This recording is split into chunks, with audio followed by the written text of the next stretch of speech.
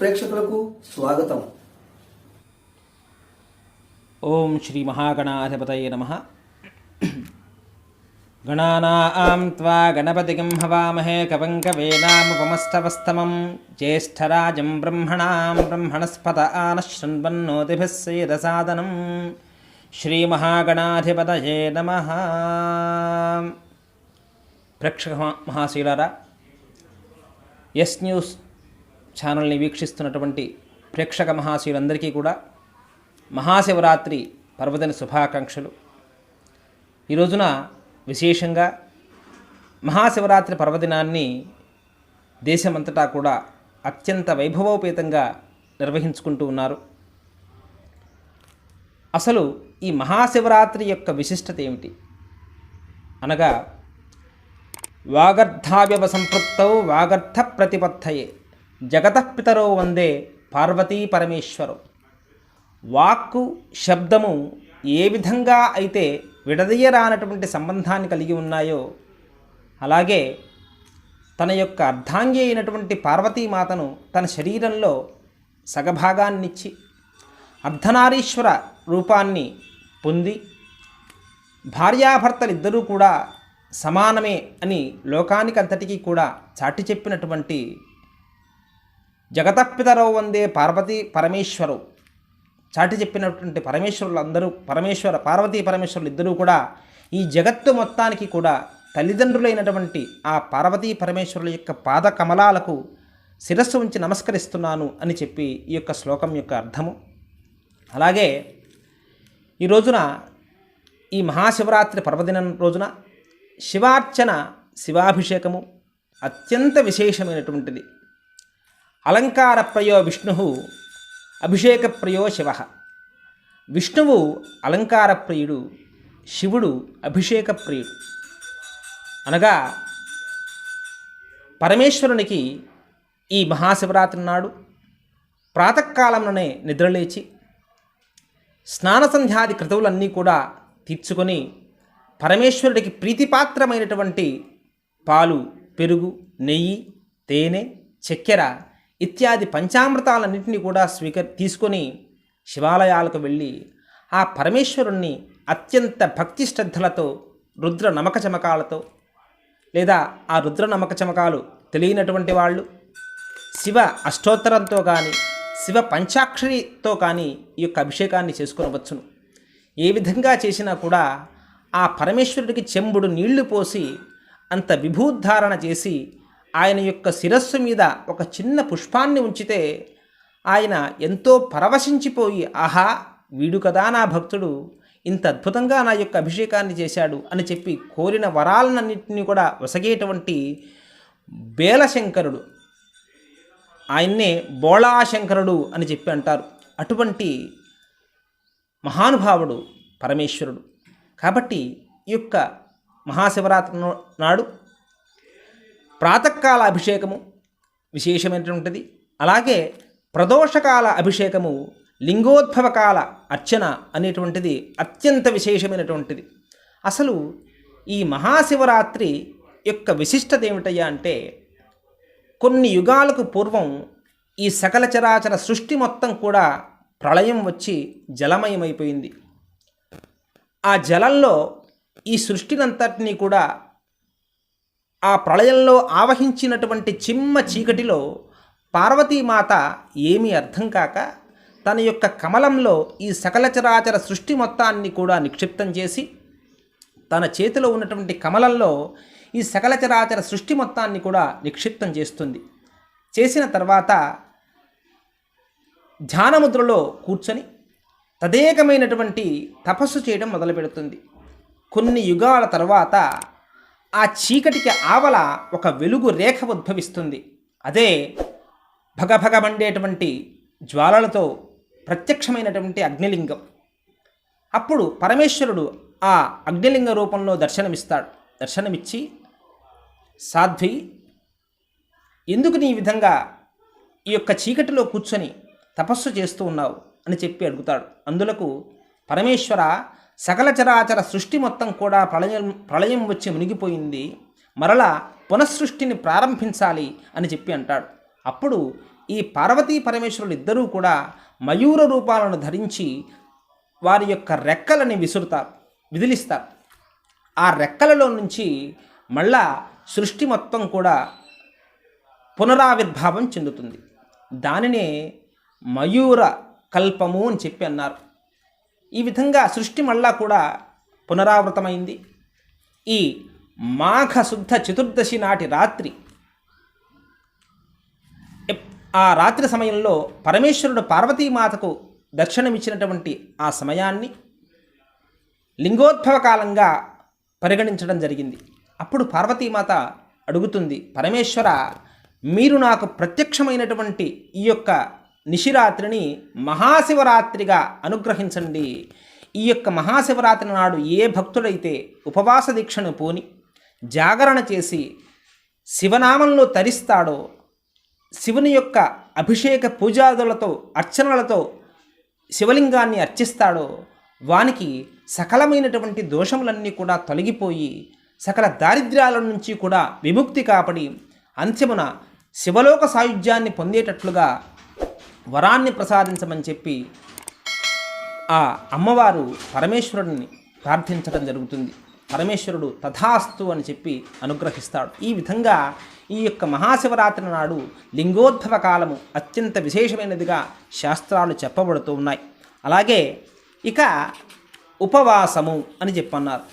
ఇక్కడ ఉప అంటే సమీపము, వాసము అనగా నివసించుట, అంటే పరమేశ్వరుడికి సమీపంలో నివసించుట అని చెప్పి అర్థం. ఈ ఉపవాసాన్ని ఏ విధంగా చెయ్యాలి అనేటువంటిది కూడా శాస్త్రం చెప్పుకుంటూ వచ్చింది. నిరాహారో భవేదేగః ప్రత్యామ్నాయో నిధానతః. అంటే ఉపవాసం అనగానే మన యొక్క భక్తులంతా కూడా ఏం చేస్తారయ్యా అంటే, ముందు రోజు రాత్రి నుంచి ఆ రోజు మొత్తం కూడా పచ్చి మంచినీళ్లు కూడా తాగకుండా మరుసటి రోజు ఉదయం వరకు కూడా లింగోద్భవ కాలం అయిపోయిన తర్వాత మరుసటి రోజు ఉదయం కూడా ఈ యొక్క ఉపవాసాన్ని ఉండడం ఆనవాయితీగా చేస్తూ ఉన్నారు. ఇది ముమ్మాటికి తప్పు అని చెప్పి శాస్త్రం చెప్తూ ఉంది. మరి ఏ విధంగా ఉపవాసాన్ని చెయ్యాలయ్యా అంటే, ఈ శరీరం పంచభూతాత్మకమైనటువంటిది కాబట్టి శరీరం ఖలు ధర్మ సాధనం అని చెప్పి శాస్త్రం చెప్తూ ఉంది. అంటే ఈ పంచభూతాత్మకమైనటువంటి శరీరానికి ఆ శరీరం పడిపోకుండా ఉండటానికి కొంత ఆహారాన్ని ఇవ్వాలి. శరీరం పడిపోతే మీరు ఆధ్యాత్మిక పరమైనటువంటి కార్యక్రమాలు ఏవి కూడా చేయలేరు. రెండవది, ఆకలిగా ఉన్నప్పుడు మీ ధ్యాస అంతా కూడా ఆకలి మీదకి వెళుతుంది, నీరసం వస్తుంది, దానివల్ల నిద్ర వస్తుంది. కాబట్టి భగవద్ధ్యాసను పక్కన పెట్టి ఆకలి మీద ధ్యాస పెరుగుతుంది. కాబట్టి చాదస్తాన్ని వదిలిపెట్టమని చెప్పి శాస్త్రం చెప్తూ ఉంది. మరి ఏ విధంగా ఈ యొక్క ఉపవాసాన్ని చెయ్యాలయ్యా అంటే, నిరాహారో భవేదేగః ప్రత్యామ్నాయో నిధానతః అని చెప్పి దీనికి ఒక ప్రత్యామ్నాయాన్ని చెప్పింది. అనగా పాలు, పండ్లు, గోధుమ రవ్వతో చేయబడినటువంటి పదార్థాలను స్వీకరిస్తూ శరీరం పడిపోకుండా, శరీరం అలసిపోకుండా మనస్ఫూర్తిగా శివారాధన చేయమని చెప్పి ఈ యొక్క శాస్త్రం చెప్తూ ఉంది. కావున ఈ యొక్క ఉపవాసం అనేటువంటిది ఈ విధంగా చేయాలి. ఉప అంటే సమీపము, వాసము అంటే నివసించటము అని చెప్పి అర్థము. అంటే పరమేశ్వరునికి చేరువగా నివసించటము అని చెప్పి ఈ యొక్క ఉపవాసానికి అర్థమే కానీ పస్తులు ఉండి అలమటించమని చెప్పి కాదు. భక్తులు ఈ విషయాన్ని ముఖ్యంగా గమనించవలసిందిగా మనవి చేసుకుంటూ ఉన్నాం. ఎందుకనగా ఈ శరీరం అనేటువంటిది మనకు ధర్మ సాధనానికి విశేషమైనది కాబట్టి ఈ శరీరాన్ని కాపాడుకోవడం కూడా మానవ ధర్మము అని చెప్పి ఇక్కడ చెప్పబడుతూ ఉన్నది.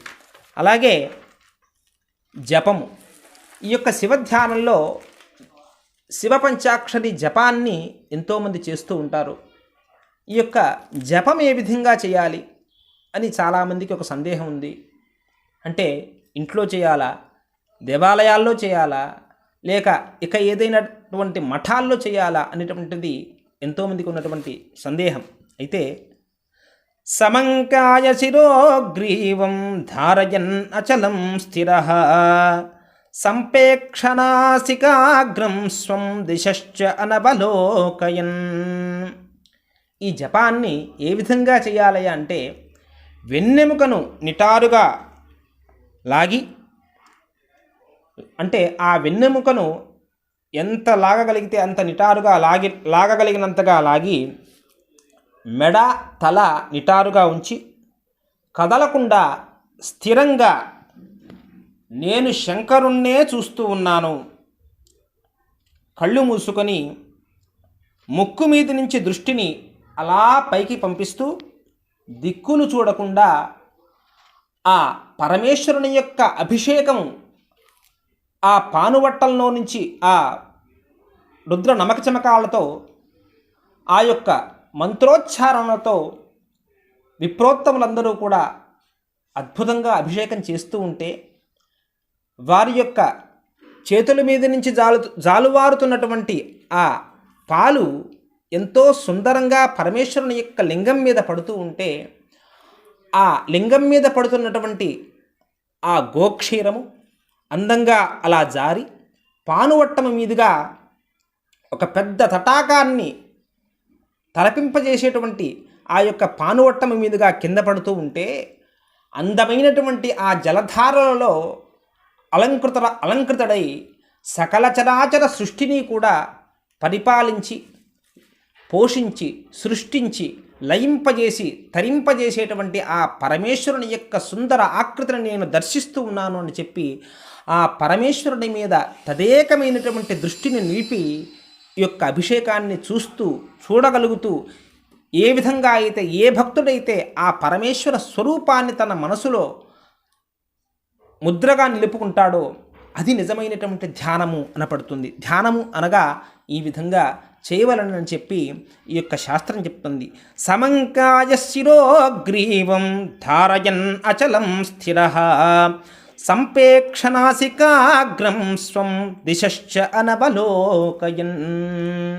అంటే ఈ ధ్యానం చేసేటప్పుడు దృష్టిని ఎటూ కూడా మరల్చకుండా అనేక రకములైనటువంటి విషయ వాంఛలతో కూడినటువంటి ఎన్నో విషయాలు మన మనస్సులోకి వస్తూ ఉంటాయి. వాటినన్నింటినీ కూడా పక్కన పెట్టి పరమేశ్వరుడి మీదనే దృష్టిని మనస్సుని లగ్నం చేసి తదేకమైనటువంటి దీక్షతో ఈ యొక్క ధ్యానాన్ని చేయాలని చెప్పి ఈ యొక్క శ్లోకం చెప్తూ ఉన్నది. కావున ఈ మహాశివరాత్రి పర్వదినం అత్యంత ఫలప్రదమైనటువంటిది. అనగా ఈ రుద్రాధ్యాయం యొక్క విశిష్టత ఏమిటయ్యా అంటే మహాన్యాసపూర్వక ఏకాదశ రుద్రాభిషేకము అని చెప్పి చేస్తారు. ఈ యొక్క మహాశివరాత్రి నాడున మహాన్యాసం అనగా ఏమిటయ్యా అంటే మహాన్యాసము అంటే ప్రతి న్యాసము అనగా క్రియా అని అర్థము. మహాన్యాసం అనగా విశేషమైనటువంటి అత్యంత మర్మగర్భితమైనటువంటి మూలమంత్రములతో కూడుకున్నటువంటిది కాబట్టి దీన్ని మహాన్యాసము అని చెప్పి అన్నారు. నా రుద్రోరుద్రమర్చయేత్. ఈ మహాన్యాసాన్ని ఎందుకు చేస్తారయ్యా అంటే నీవు రుద్రుడివి కాకుండా రుద్రార్చన చేయటానికి నీవు అనర్హుడవి అని చెప్పి శాస్త్రం చెప్తూ ఉంది. కాబట్టి ఈ మహాన్యాసం ద్వారా భక్తుడే రుద్రుడుగా మారేటువంటి అత్యద్భుతమైనటువంటి ప్రయోగం ఈ మహాన్యాసము. ఈ మహాన్యాసం చేసిన తర్వాత ఆ భక్తుని యొక్క అణువులోనికి కూడా రుద్ర ఆవాహన జరుగుతుంది. ఆ తదుపరి ఆయన శివాభిషేకానికి అర్హుడవుతాడు. అందువల్ల ఈ మహాన్యాసపూర్వక ఏకాదశి రుద్రాభిషేకాన్ని చేస్తారు. తదుపరి శంకర అనగా శుభంకరుడు, శుభాన్ని చేకూర్చేటువంటి వాడు, మంగళప్రదుడు అనేటువంటి నామాలు ఈయనకు వర్తిస్తాయి. ఈ రుద్రాభిషేకం యొక్క విశిష్టత ఏమిటయ్యా అంటే అపూతో పూతనాభవతి అంటే మాట్లాడకూడనటువంటి వాళ్ళతో మాట్లాడిన, స్వర్ణాన్ని దొంగిలించిన అంటే బంగారం దొంగిలించటం వల్ల, గురుతల్పగమనం గురు భార్య సంగమం వలన దేవనింద, వైష్ణవనింద, శైవనింద, విప్రనింద, తర్వాత పరదారాపహరణ, మౌక్తికాపహరణ, స్వర్ణస్థేయ మహాదోష పాపాలు, సురాపాన, గురుతల్పగమన, తర్వాత మఠాన్న భోజన, కూట భోజన ఇత్యాది ఎన్నో రకములైనటువంటి కార్యక్రమాల వల్ల మనిషి బ్రహ్మహత్యా మహాపాతకాన్ని సంతరించుకుంటూ ఉన్నాడు. అనగా వేదాన్ని నిందించటం, వేదం విధించినటువంటి జీవనాన్ని మరచి అన్యమైనటువంటి జీవనాన్ని వీడు గడపటము. అలాగే గురు భార్య తల్లితో సమానం కాబట్టి గురువు యొక్క భార్యను కామంతో చూడటము, వేదనింద, వేదాన్ని నిందించటము, దైవదూషణ, అలాగే భ్రూణహత్య, గర్భంలో ఉన్నటువంటి శిశువును సంహరిస్తే దానివల్ల కూడా బ్రహ్మహత్యా మహాపాతకం ఆపాదించబడుతుంది. అలాగే స్త్రీహత్య, స్త్రీ ధనాపహరణ, స్త్రీని సంహరించటం కానీ, స్త్రీ యొక్క ధనాన్ని అపహరించటం కానీ, అలాగే గోవధ, గోవులను సంహరించడం కానీ, గోవులను కాలితో తన్నడం కానీ, తర్వాత దైవదూషణ, దైవాన్ని నిందించడం కానీ, మఠాన్న భోజన, మనం ఎక్కడెక్కడికో వెళ్ళి ఎంతోమందితో కూర్చొని భోజనాలు చేస్తూ ఉంటాం. ఆ భోజనాల ద్వారా కూడా ఆ ఇచ్చినటువంటి వాడు సక్రమమైనటువంటి పద్ధతిలో ధనాన్ని సంపాదించకుండా అక్రమ మార్గంలోకిన సంపాదిస్తే వాడు పెట్టినటువంటి భోజనం ద్వారా కూడా మనం తినటం వల్ల మనకు బ్రహ్మహత్యా మహాపాతకం ఆపాదించబడుతుంది. వాడు చేసినటువంటి పాపం మొత్తం కూడా మనకు కూడా సంప్రాప్తమవుతుంది. ఇత్యాది కారణాల వల్ల ప్రతి మానవుడు కూడా బ్రహ్మహత్యా మహాపాతకాన పడుతూ ఉన్నాడు. ఇది తెలిసి కానీ తెలియక కానీ మానవుడు చేస్తూ ఉంటాడు. కావున ఈ మహన్యాసపూర్వక ఏకాదశ రుద్రాభిషేకం వల్ల ఈ శివరాత్రి నాడు చేసేటువంటి రుద్రాధ్యాయనం వల్ల కానీ, రుద్రాభిషేకాన్ని చూడటం వల్ల కానీ, ఈ రుద్రాభిషేక తీర్థప్రసాదములు స్వీకరించడం వల్ల కానీ సకలమైనటువంటి పాపముల నుంచి కూడా వీడు విముక్తి కాబడి బంగారాన్ని నిప్పులో కాలిస్తే ఎంత మేలిమిగా అయితే తయారవుతుందో ఆ విధంగా వీడు కూడా వాని యొక్క పాపముల నుంచి విముక్తి కాబడి స్వచ్ఛంగా తయారై శివకృపకు పాత్రుడవుతాడు అని చెప్పి ఈ మహాశివరాత్రి యొక్క అభిషేకం చెప్తూ ఉన్నది. అంతటి విశేషమైనటువంటిది ఈ మహాశివరాత్రి నాటి అభిషేకము మరియు లింగోద్భవకాల దర్శనం. ఎవరైతే రాత్రి అంతా కూడా జాగరణ ఉండి శివనామంతో తరించి ఆ శివ అభిషేకాన్ని చూసి తీర్థప్రసాదమును స్వీకరిస్తాడో వాడికి మరుజన్మ అనేటువంటిది ఉండదు. మరలా సకలమైనటువంటి బంధముల నుంచి కూడా విముక్తి కాపడి శివ సాయుధ్యాన్ని పొందుతాడని చెప్పి శివమహాపురాణం చెప్తూ ఉన్నది. కావున సకల భక్త మహాజనులందరూ కూడా ఈ మహాశివరాత్రి పర్వదినాన్ని అత్యంత భక్తి శ్రద్ధలతో నిర్వహించుకొని సకల ఆయురారోగ్య ఐశ్వర్యాలతో, లక్ష్మీ కటాక్ష వీక్షణాలతో, స్థిరలక్ష్మి కీర్తిలాభ శత్రుపరాజయాలతో వర్ధిల్లుతారని చెప్పి సదా ఆ సమస్త జగతికి తల్లిదండ్రులైనటువంటి పార్వతీ పరమేశ్వరుల యొక్క కృపా కటాక్ష వీక్షణాలు సకల భక్తజనావళందరి మీద కూడా, సకల లోక ప్రజలందరి మీద కూడా వర్షించి సకల సుభిక్షాలను మీరంతా కూడా అనుభవించి ఇప్పుడు జరుగుతున్నటువంటి అనేకమైనటువంటి ఈ దుష్ఫలితాల నుంచి, గ్రహదోషాల నుంచి కూడా అందరూ కూడా విముక్తులు కాబట్టి సుఖ సంతోషాలతో వర్ధిల్లుతారని చెప్పి ఈ మహాశివరాత్రి పర్వదినం నాడు పరమేశ్వరుని యొక్క కృపా కటాక్ష వీక్షణాలు మీ యందు ప్రసరించి పుత్ర పౌత్రికాదులతో సుఖంగా వర్ధిల్లుతారని చెప్పి ఆశిస్తూ ఓం నమః శివాయ. ప్రేక్షకులు మీ ప్రోత్సాహంగా మా ఛానల్ను సబ్స్క్రైబ్ చేయండి. ప్రక్కనే ఉన్న బెల్ బటన్ను క్లిక్ చేయండి.